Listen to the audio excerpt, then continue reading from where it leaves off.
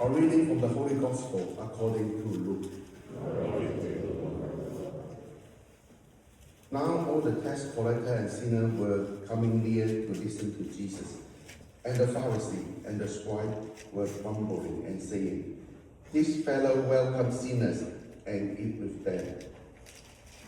So Jesus told them the parable. There was a man who had 2 sons. The younger of them said to his father, "Father, give me the share of the property that will belong to me."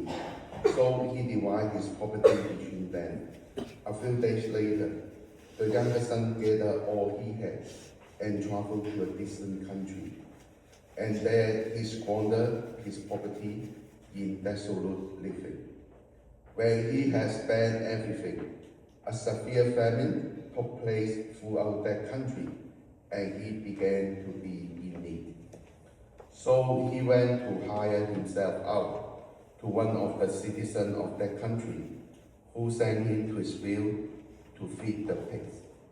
He would gladly have filled himself with the pods that the pigs were eating, and no one gave him anything. But when he came to himself, he said, "How many of my father's hired hands have bread enough and to spare? But here I am dying of hunger. I will get up and go to my father, and I will say to him, 'Father, I have sinned against heaven and before you. I am no longer worthy to be called your son. Treat me like one of your hired hands.' So he set off and went to his father. But while he was still far off, his father saw him and was filled with compassion. He ran and put his arm around him and kissed him. Then the son said to him, 'Father, I have sinned against heaven and before you. I am no longer worthy to be called your son.' But the father said to his slaves, 'Quickly, bring out a robe, the best one, and put it on him. Put a ring on his finger and sandals on his feet.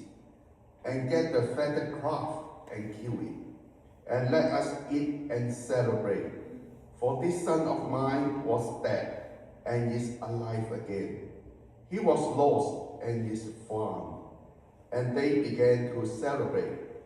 Now his elder son was in the field. And when he came and approached the house, he heard music and dancing. He called one of the slaves and asked what was going on. He replied, 'Your